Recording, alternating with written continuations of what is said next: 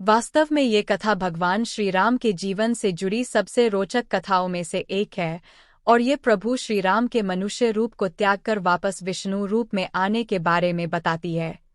प्रभु श्री राम का जन्म त्रेता युग में हुआ था। एक अनुमान के अनुसार उनका जन्म 5114 ईसा पूर्व माना जाता है। कहते हैं जिसने धरती पर जन्म लिया है उसका मरण निश्चित है। भगवान श्री राम ने भी धरती पर मनुष्य के रूप में अवतार लिया था। कई जगहों पर राम जी की मृत्यु या बैकुंठ धाम जाने का अलग अलग वर्णन मिलता है। भगवान राम की मृत्यु के बारे में जो कथाएं मिलनी है उनमें से कुछ कथाएं इस प्रकार है।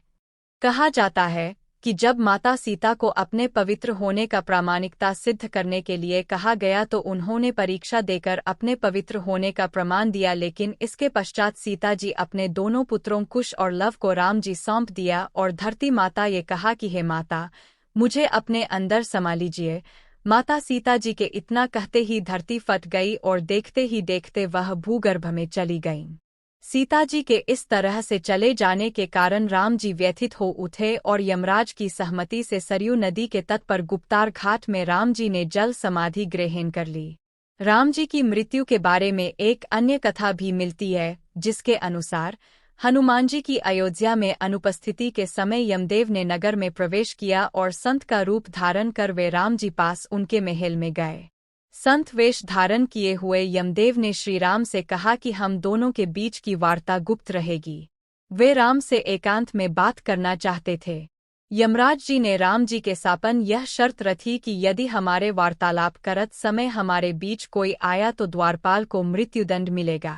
राम ने वचन दे दिया, लेकिन उस समय हनुमान जी वहां उपस्थित नहीं थे, जिसके कारण लक्ष्मण जी को द्वारपाल बनाकर खड़ा किया गया। जिसके बाद यमदेव अपने असली रूप में आ गए और राम जी से कहा, प्रभु अब आपको अपने लोक लौटना होगा, धरती लोक पर आपका जीवन पूर्ण हो चुका है। अभी वार्तालाप चल ही रही थी। ऋषि दुर्वासा वहां पधारे और लक्ष्मण से द्वार के भीतर अंदर जाने की हठ करने लगे। उन्होंने लक्ष्मण से कहा कि यदि वे उन्हें अंदर ही जाने देंगे तो वे श्रीराम को श्राप दे देंगे।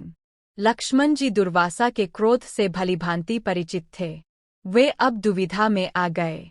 आज्ञा का उल्लंघन करके ऋषि को अंदर जाने देते हैं तो मृत्युदंड मिलेगा, और अगर वे दुर्वासा को अंदर प्रवेश नहीं करने देते हैं तो ऐसे में प्रभु राम को श्राप दे देंगे, और अपने प्राणों की चिंता न करते हुए दुर्वासा को अंदर जाने की अनुमति दे दी। वार्तालाप भंग हो गई। राम जी सोचने लगे कि अब उन्हें अपने प्रिय अनुज लक्ष्मण को मृत्युदंड देना होगा।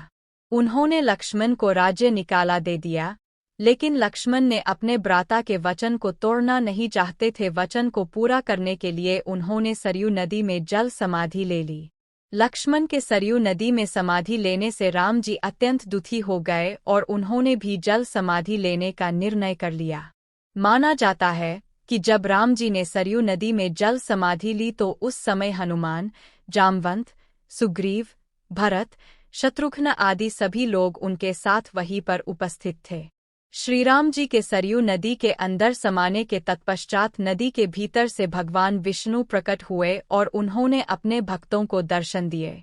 इस प्रकार से राम जी ने अपना स्थूल रूप त्याग दिया और अपने वास्तविक स्वरूप अर्थात विष्णु जी का रूप धारण किया, और इस तरह से राम जी ने वैकुंठ धाम की ओर प्रस्थान किया।